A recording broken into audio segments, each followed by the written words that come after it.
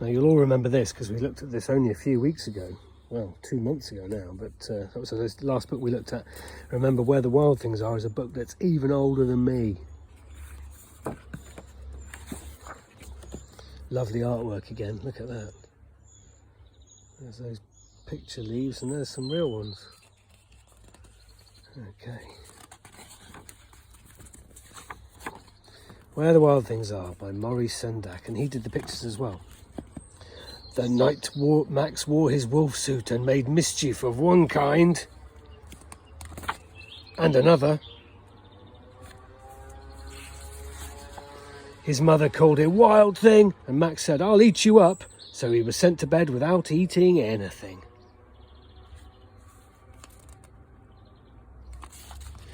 That very night, in Max's room, a forest grew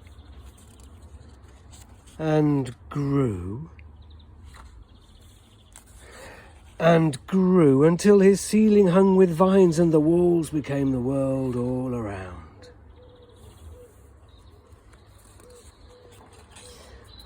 And an ocean tumbled by with a private boat for Max, and he sailed off through night and day, and in and out of weeks, and almost over a year to where the wild things are.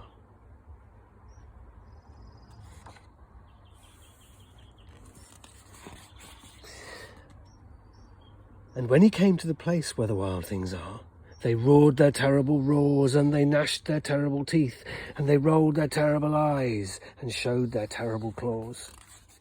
Till Max said, "Be still," and tamed them with the magic trick of staring into all their yellow eyes without blinking once, and they were frightened, and called him the most wild thing of all,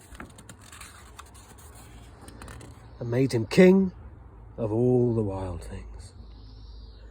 "And now," cried Max, "let the wild rumpus start." Remember we had this picture across the back of our classroom. Look at them, look at that big full moon.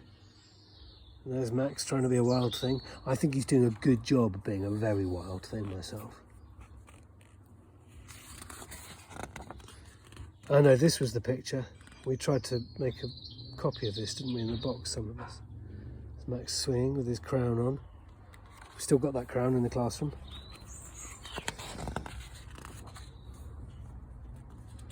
Always imagine they're going ooga gaga, ooga gaga, ooga gaga, or something. "Now stop," Max said, and sent the wild things off to bed without their supper. And Max, the king of all wild things, was lonely and wanted to be where someone loved him best of all.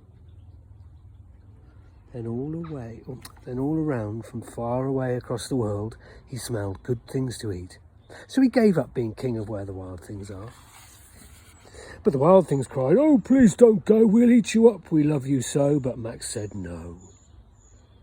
The wild things roared their terrible roars and gnashed their terrible teeth and rolled their terrible eyes and showed their terrible claws. But Max stepped into his private boat and waved goodbye. And sailed back over a year and in and out of weeks and through a day.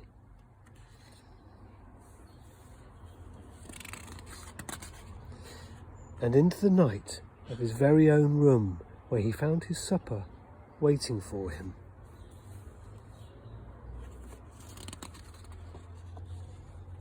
And it was still hot.